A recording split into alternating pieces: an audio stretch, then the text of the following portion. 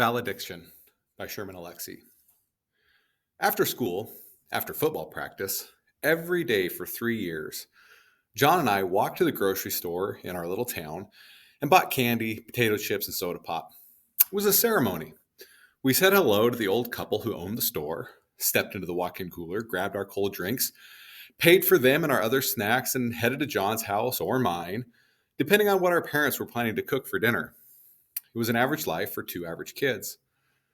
But one day, in November of our senior year, John and I, as usual, stepped into the cooler and grabbed our favorite cans of pop. But then we looked at each other and we both had the same thought. I don't know why it happened. Without saying a word, John and I grabbed 3 6-packs of soda and stuffed them into our duffel bags. Carrying the carbonated loot, we paid for our usual junk food, walked to John's house, raced into his bedroom, and celebrated. We drank all the pop and got wound up and stupid on sugar and caffeine. We could have stolen beer, but we were athletes and jocks didn't get drunk at our school. The next morning, we met up before school and vowed to never do it again. One time was kind of innocent, but more than that would be criminal. But after practice that night, we did it again. Then again the day after that. We shoplifted for a week. The thrill and the guilt grew bigger each time.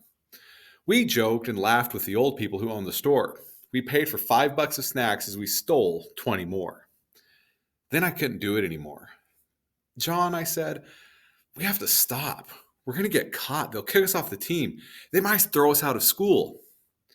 Just one more time, he said. Come on, Pete. They're too old to catch us. I can't do it, man. Oh, you've always been a wuss. I walked home alone while John went to the store. I thought he might text or call me after he left the store. I didn't hear anything from him.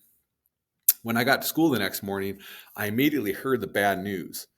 John had been caught shoplifting. I knew they'd wonder how I was involved. John and I went together everywhere. Halfway through first period, I was summoned to the principal's office. He was there with the superintendent, the school counselor, and the football coach. It felt like an interrogation. Peter, the principal said, I know you know why you're here. Because of John? I said. Yes, he said. Did you know what he was doing? Were you involved? I wanted to tell the truth. I knew that I should confess, but it felt like I'd destroy my life by admitting to the crime. I wondered if John had already told them that I'd stolen nearly as often as he had. Did he do the right thing?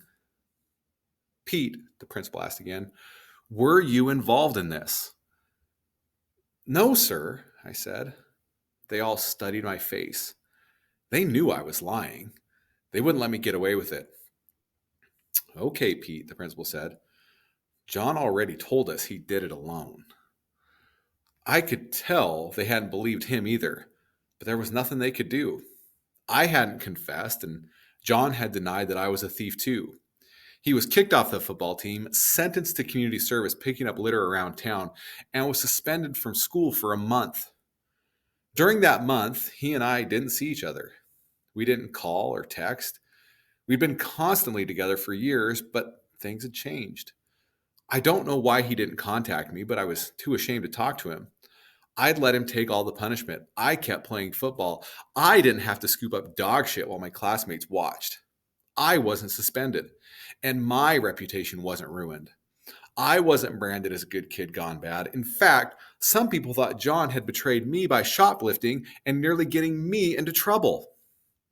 When John came back to school, he wouldn't look at me, and I wouldn't look at him.